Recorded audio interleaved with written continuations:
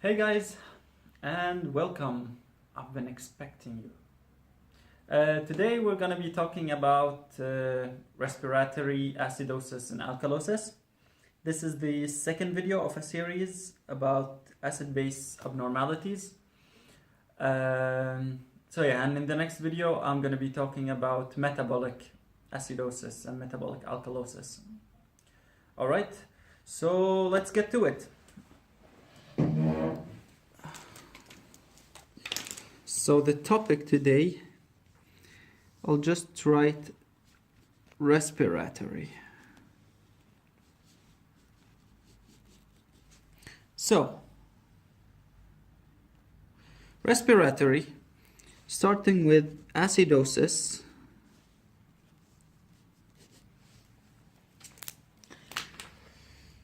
No. Whenever you see the word acidosis, if you're studying for the exam, then you have to keep in mind that whenever you see this word, you directly, right away, have to think about the following classification. That the respiratory can be either acute or chronic. Okay, acute means it's less than 24 hours.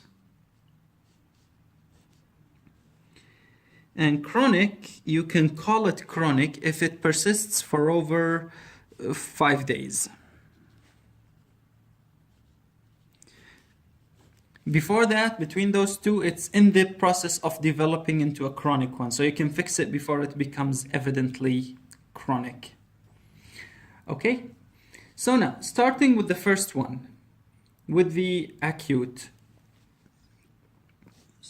Here, what is the definition? Okay, like by definition, what is acute respiratory acidosis? By definition, it means that we have a primary increase in CO2. And the partial pressure of CO2, and the PCO2, okay, or arterial pressure of CO2. How can this happen?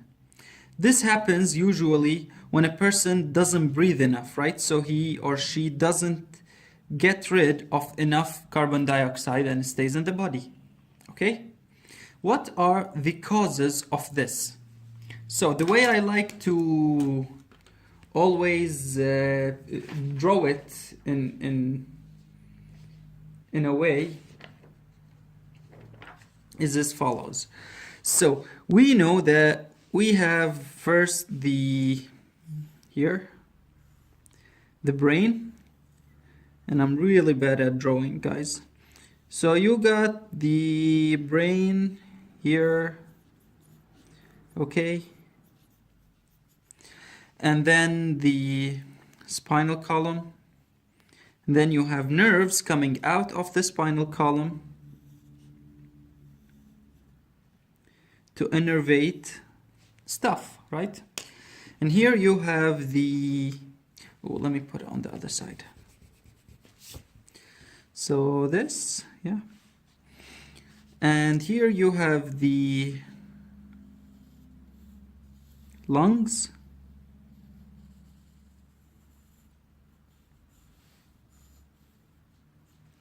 Okay, and what do we have like here innervated? We have the ribs. Let me draw it in another color. So you have the ribs.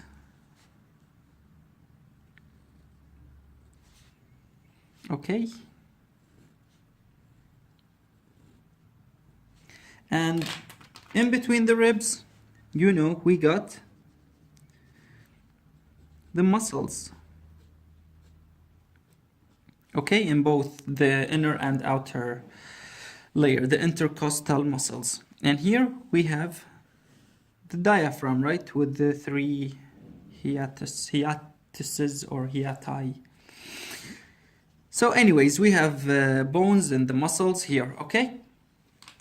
Now, and I wanted to finish the drawing that we have from the spinal we have the spinal nerves that innervate. I'm just gonna draw another one here, like here, muscles, right? So we got the muscle. Now, where or what can go wrong in this system?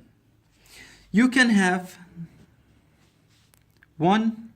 So here I'm explaining now the causes of acute, or not even acute, of any respiratory acidosis. So the causes can be here CNS. Two, they can be what? From these here, these babies. So, two, it could be neural. Three, this layer here. So I'm gonna make it here. So you got this. Muscular. Right? Or you got this star right here, which is the neuromuscular junction. Okay? So you get the neuromuscular junction. So this is, let's say, neuromuscular is 3, and then after it comes muscles, that's 4. 5, if you have something here in the ribs, that's 5. So rib cage. 6, here, what is this, or what's here? Something causing an obstruction, or the last one, if you have a disease here in the lung itself, then you have a lung disease. Now let's just give a few examples so you know, like in somehow a deeper look or in a clinical sense, what can you see in these ones. The first one, CNS. So CNS depression. Okay, for example, if someone is taking drugs like sedatives,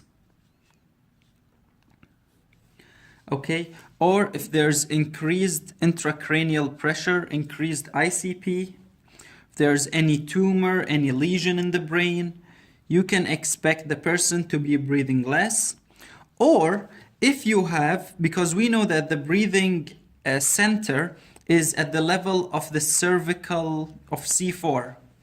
So at the cervical level. So, or C4 lesion, for example. So these are a few examples about CNS depression. The second one is neural. What kind of neural things you can think about? Remember Guillain-Barré syndrome, where there's demyelination of the nerves.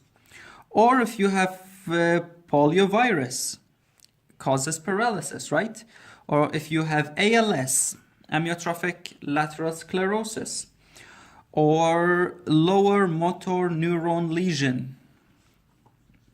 So all of these affect the nerves, and it can cause decreased breathing movement. The third one, the neuromuscular. These ones are a little bit specific, but still, these ones could be, for example, botulism, like with botulinum toxin. So botulism, and we know that botulism causes decrease of acetylcholine, decreased acetylcholine release, okay? While the other disease that also has to do with acetylcholine is myasthenia gravis. So if you're watching this and you're a 5th year student studying neurology, these all can sound, or even 4th year studying pharmacology. So myasthenia gravis causes what? Causes acetylcholine block.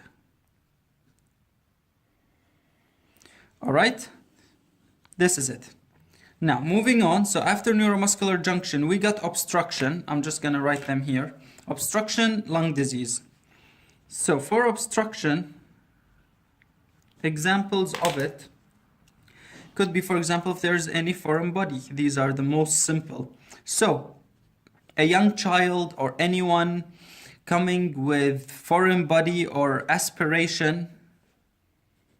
Actually, aspiration should come in the lung, I think, because it causes a damage injury. So anyone coming with a foreign body and they are hypercapnia, okay, primary hypercapnia, by the way, like all the patients will be hypoxemic because hypoxia develops first and then hypercapnia. Why is that?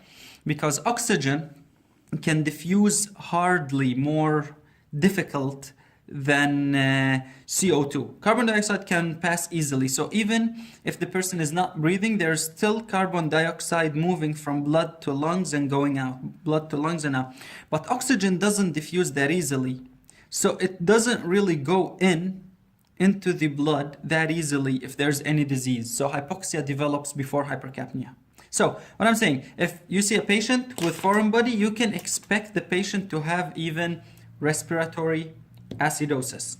Okay, so we said, for example, foreign body, or if you have laryngeal spasm or epiglottitis, infection, croup, all of these things can cause, as we know, obstruction, right? So these two here and here are obstructive.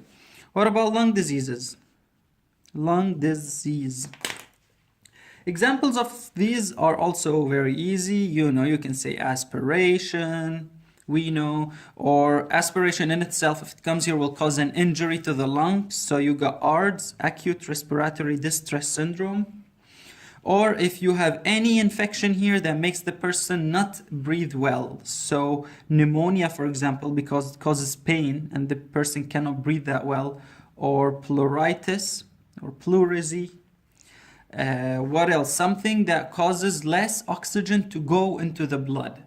So pulmonary embolism, of course. Or if there's a pneumothorax, PTX. Or if there's COPD. COPD can be put here and it can be put in the obstructive diseases. Okay? What else? Obstruction, lung diseases are done. Muscular. Muscular are also kind of simple. You got, for example, hypokalemia because it causes flaccid paralysis to the muscles. Or, for example, if you have myodystrophy or myopathy, Duchenne's myodystrophy or something. So you have also other reasons. And finally, the rib cage, you have also a lot of, I'll write it here. So rib cage diseases, those can be, for example, if you have scoliosis, or if you have pectus carinatum or excavatum, so deformities, pectus carinatum / excavatum, okay, or barrel chest.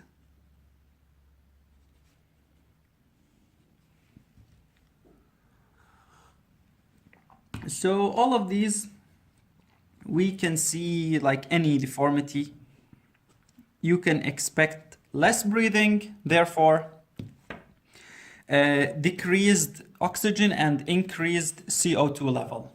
All right? Now, after this definition, let's see what happens in the body as a consequence.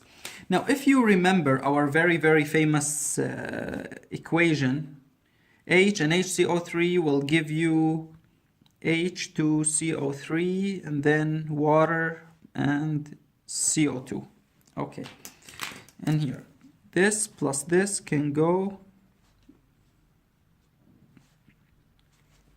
So you have these on one side and you have this on the other side.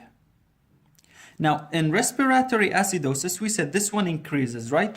So this one right here will elevate. Remember the balance I told you? You have two. So if this side increases, then the equation will shift towards that side. It will slide towards this.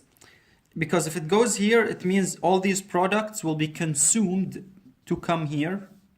and this will therefore decrease, okay? So it will come to this side. But some people might wonder, oh, but you have H and you have HCO3. This is acid, this is base. Why do we have acidosis? Now the reason is this little one right here. What is this? This is actually called carbonic, yes, acid. So before you have these, this little one will increase first, causing the acidosis. And then when it dissociates, it will still have an acid in it and a base. And this base will only be compensating for the increase in these two acids. And that's why when this increases and the equation shifts, you'll have an increase in the acid. Okay, so you have acidosis. All right, this is what happens. So let's move on. We finished definition, and now let's talk about compensation. Okay, this is really important. The compensation or compensatory mechanism.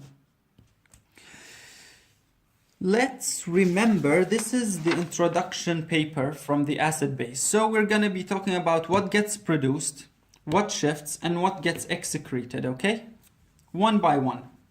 But I'll try to make it really short. So the first one, as a compensation, the body will try to produce acids. Of course not. We'll try to produce bases, okay? So some bases, you can see there, you can expect them to rise like anions, citrate or stuff, and amino acids.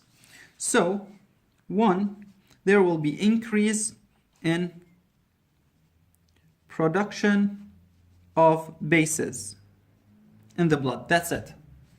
Two, let's see those shifts and manipulations. What will happen? The equation, we said, it will shift from here towards here.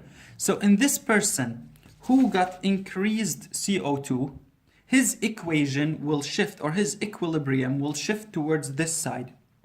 Therefore, you will see a higher level of H and a higher level of bicarbonate. So you can tell whenever you see a pH of something below 7 or 7.2, I think it was 7. So if you see an acidotic pH with high bicarbonate, then it means an acidosis. But which type of acidosis that comes with high bicarbonate? Definitely not the metabolic one, but rather the respiratory, because this bicarbonate has increased because of the CO2 as a compensation to it. So second, the shifts that we said, that we mentioned. First, you will have a rise. Let me make it in another color. You will have a rise in HCO3. All right, that's it. The equation will shift and you will have increase in the HCO3. Second, what will happen to H and K? So H into the cells, because it's acidity, you have acidosis. So H will go into cells, leading to K out, and this causes a hyperkalemia. So you can expect also a patient to have some hyperkalemia. Okay, what else? We have the HCO3 and chlorine. Which way will these go? Because they can go, it's an antiporter that can go either way. Of course, HCO3 will go out. So, HCO3 to blood and Cl to cells. Okay, then the proteins. Those stuff will be mobilized because we have acidity, right? So the negatives will be mobilized from the cells outside. I'll just give an example. The phosphate, PO4, mobilized from intracellular stores, and they will go out. So you can expect hyperphosphatemia. Hyperphosphatemia. What else? The bones. Will they buffer? Yes, it's an acidosis. So bones buffer, but we usually say this if chronic.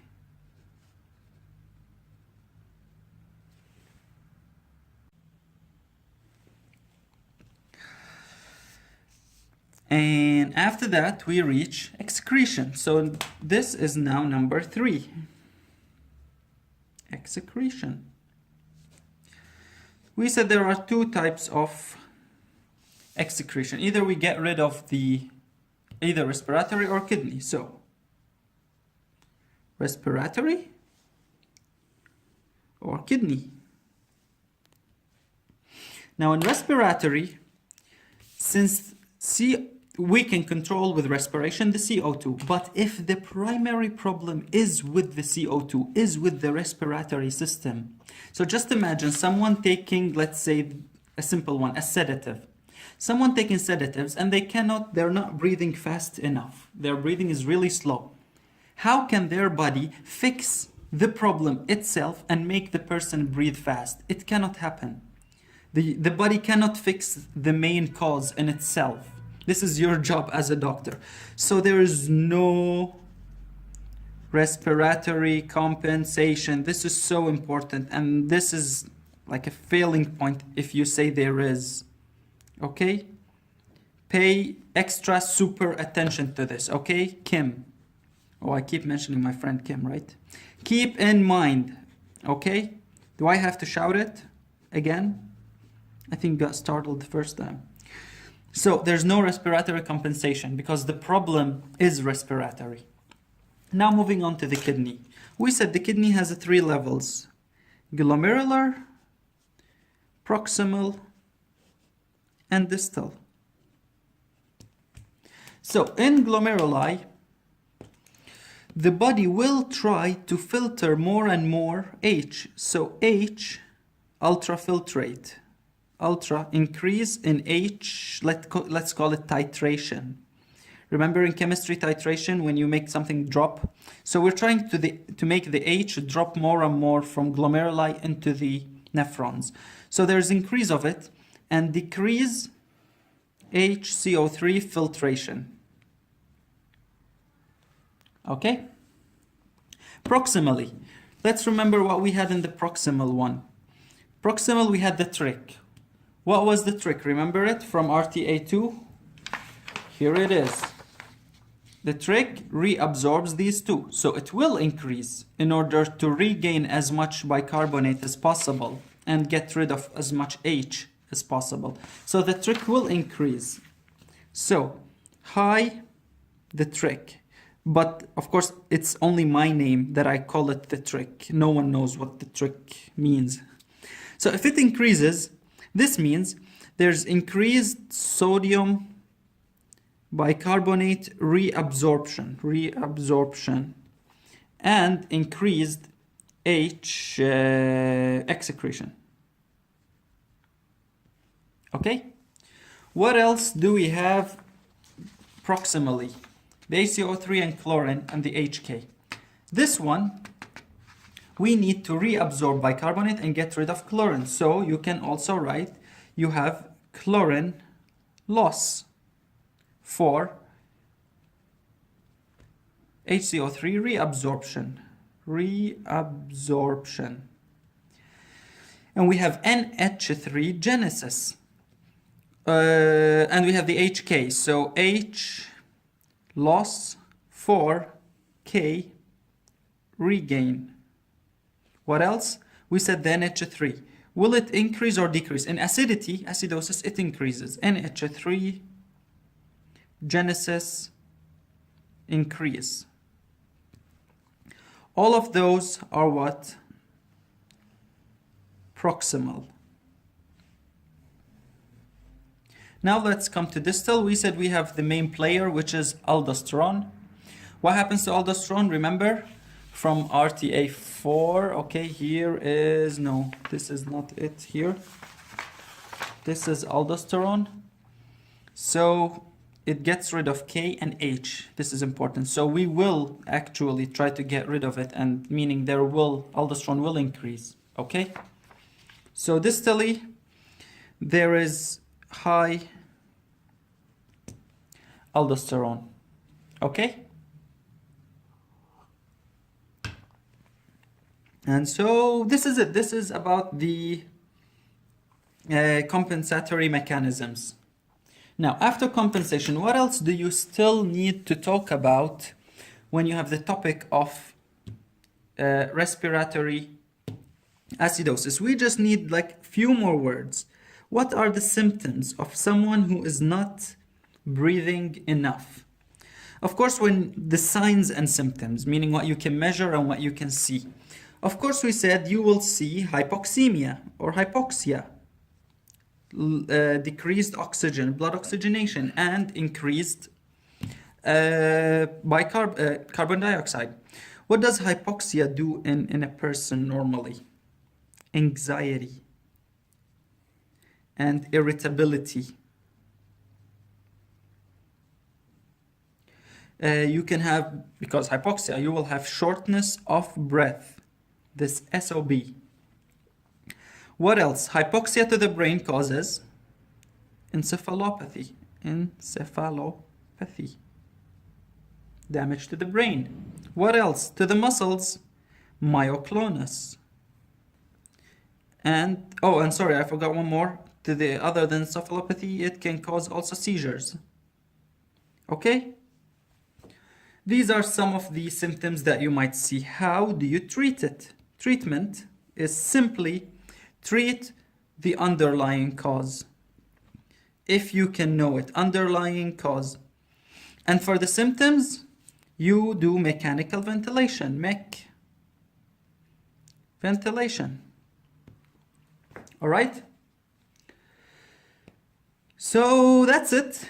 And now let us move on from acute to go explain about chronic. I'll explain it at the back here. Now, chronic. Now, whenever you hear the word chronic, you have to keep in mind that you need to mention something about the CSF, the cerebrospinal fluid. Here's the thing. We do have the same equation everywhere, our equation, okay? H and HCO3 is CO2 and water. Okay? Now what happens when you have this in a chronic, or even before it becomes chronic? So the main problem is an increase in this one, right? And this will cause an increase.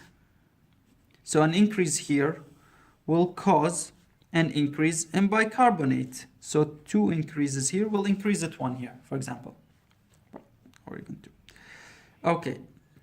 In the beginning, within 2 to 3 days, the body will keep increasing its bicarbonate in order to compensate for it. By the way, this CO2 can pass through the blood-brain barrier. And this shift occurs in the CSF. I know we mentioned it in the body as in general, but here this is happening now in the CSF. So in the CSF, there will be an increase or a rise in the bicarbonate due to increase in CO2. And initially, this will be enough for it to compensate, and the CSF will stay neutral. But if the problem persists over 3 days, 3 to 4 days, or 3 to 5 days, this will get decompensated, okay? And within those 3 days, by the way, it says that the body will have a new steady state, okay? So, within, here, 3 to 5 days, you will have a new steady state of high bicarbonate. Because the problem is persisting, this keeps rising, rising, and rising. The body thinks, okay, is this the normal thing now? Then we need to make much more bicarbonate than we used to. And it keeps making it more and more and more. Okay? So now, if you fix this right away, then the body wouldn't have time or wouldn't be able to adapt right away. And it will keep increasing it will keep producing and shifting to the bicarbonate. And this is really dangerous. If you treat, here in pink, if you treat suddenly Now, if you treat suddenly, you'll end up with two things. The first one, as I told you, there's high bicarbonate, so there will be much high HCO3 than the CO2 or than the acidity, than the acidosis. And this means that you have just caused an alkalinization, or you have alkalinized CSF, and then you will see very pretty and beautiful seizures from the patient. Seizures, okay? So be very super careful with it. Don't treat it abruptly or suddenly because you'll cause seizures. The second thing is, this patient has a chronic CO2, okay? Or a chronic low respiration. Now, in the beginning, if any person, any one of us gets or has a problem with respiration, then the first thing, the chemoreceptors will sense the hypoxia first. It will sense we have low oxygen, and they will try to work to increase the breathing movements. But after 2 to 3 days, then the hypoxia isn't enough to sensitize the chemoreceptors, and CO2, the hypercapnia, will be the driving force for these chemoreceptors. So the second one, if you correct it abruptly, and we said that the CO2 can diffuse very easily through the membrane. So once you fix it, CO2 will go back to normal like that. But the oxygen gets corrected a bit slower. So if you correct it right away, then you kind of remove the last resort or the last driving force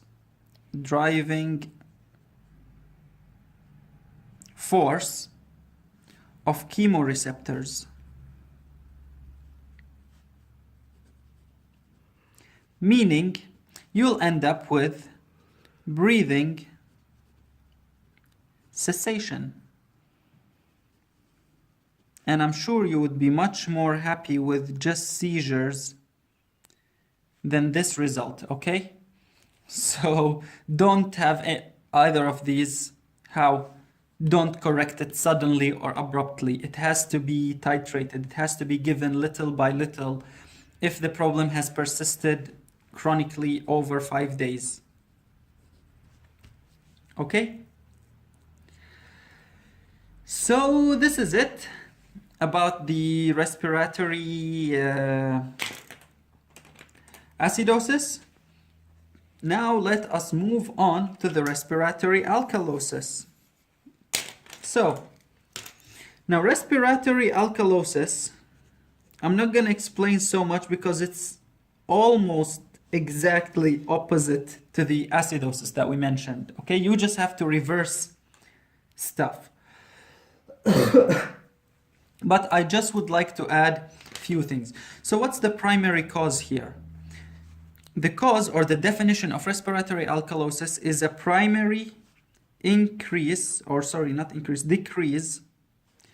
in the pressure of CO2, meaning person is breathing excessively. How can a person breathe excessively? So the causes are absolutely different from the first ones. So the causes for this one can be, you can classify it the same way, something for the CNS. For example, if someone has a brain tumor, okay, that make them breathe faster and faster. They feel like there's an urge to breathe more. Or if there's an infection and you have the inflammatory mediators causing more breathing. Or if there's an accident to the brain, okay? Those people usually in trauma, they tend to be breathing more. Or for example, if you have hormones making the person more active, like hyperthyroidism. Thyroid, okay, hyperthyroidism, or if someone has increased epinephrine and norepinephrine, you know, catecholamines. Or, for example, if you have a problem with lungs, for example, here's the weird thing, pneumonia, okay, or lung pulmonary embolism. Now, how can these two be mentioned in both?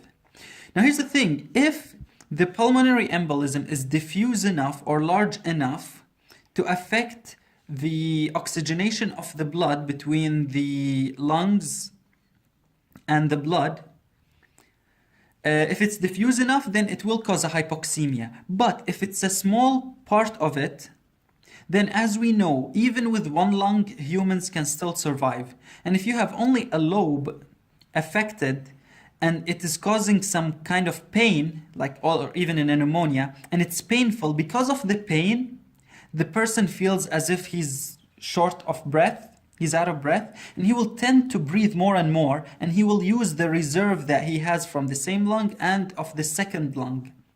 So now he's actually using more than he would if he didn't have the problem.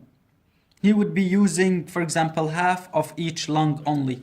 And then if there's half of this half, like a quarter, now he ended up using a whole one and a whole half of the other one, for example. So that's why these two can be said in both of them. Or if there's a restrictive disease, restrictive lung disease, the same thing, because the person feels as if they're not getting enough air and they will gasp for more and more air. Or you can have some miscellaneous, like other types of causes, as we know all, like anxiety or stress, something who they hyperventilate. Oh, I should have written it here. Hyperventilation. Okay, this is very common, I think, among girls, or if there's someone has an exam or something. So stress, emotional, or it could be due to fever, for example, because also the person breathes much more, or high altitude. So as you see, all those reasons will make the person breathe more and more. Okay? Another additional idea, I will just make it in red, this red star right here, is what happens with alkalosis. You have an increase in the negative charges in the blood, right? So you have kind of increase in the negative charges, or you can say decrease in positive. Okay, this is the same thing. So increase in this or decrease in that. What would this cause if there's increased negative charge? This thing, and it's mostly albumin, because in the blood, albumin is the most negative one. This will cause binding of free calcium free calcium binding. It will bind to albumin, the negative albumin. And when we measure calcium in the body, we always mean the free one, because there's calcium phosphate one and there is the ionized or the free calcium. So when we say the calcium one, this free calcium or the level of calcium in the blood, we mean the free one. And when this free one binds, you will see symptoms of hypocalcemia, and for this exact reason, the symptoms of the symptoms, SX, okay, the symptoms of, so the symptoms are of low calcium, of hypocalcemia, are the following. So first of all, if you have low calcium, what will happen to the heart? You can expect some cardiac arrhythmias. Okay, what kind? Me and T push. Cardiac arrhythmias associated with hypocalcemia are basically bradycardia plus long QTC. And for that, I would refer you to go and see the video about like the ECGs. Okay. Second, what can be also caused by low calcium? Low calcium affects not just the heart muscle, but all the muscles. So you can see muscle cramps. All right. Third, what can the calcium also affect? The neurons. So you can see neural symptoms such as paresthesia. Paresthesia.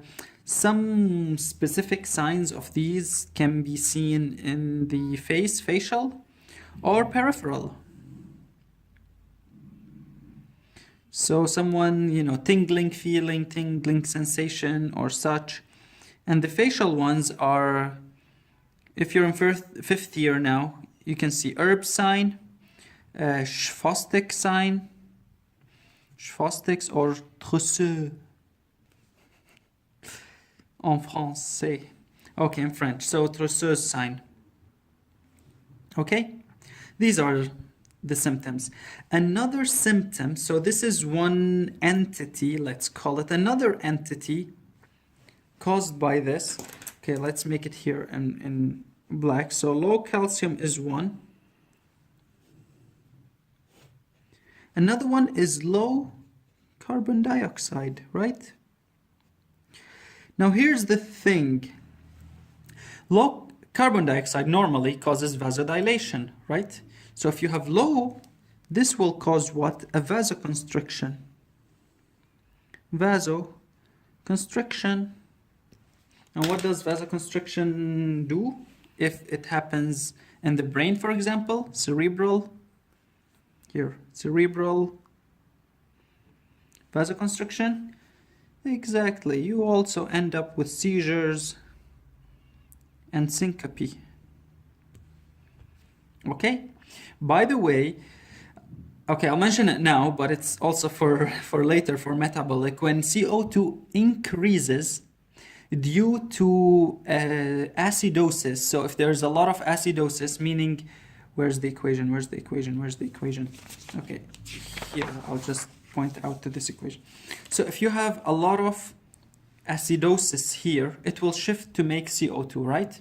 And this is the thing, how by causing metabolic acidosis in the body, the CO2 increases and it causes this expansion or dilation of the vessels, of the veins in the arms. And those who go to gym and they wanna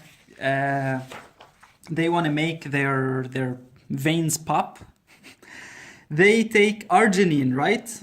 And arginine causes metabolic acidosis in the body. And this causes this vasodilation because the acidosis in itself causes vasodilation and the CO2 also. Okay, last thing, after this treatment, how do you treat all of these things? The person is hyperventilating. Exactly, choke them, suffocate them, beat the hell out of them. No, don't. Just give them a paper bag. Let them breathe in a paper bag. And voila. This is how Professor Sabo saved someone's life, I think, in prison. Okay? Or I think it was the military. I don't remember. But someone saved someone's life with a paper bag. Okay. So this is it about the respiratory acidosis and alkalosis. If you have any questions, let me know, as always, in the comments, or, I don't know, message me on Facebook, whatever.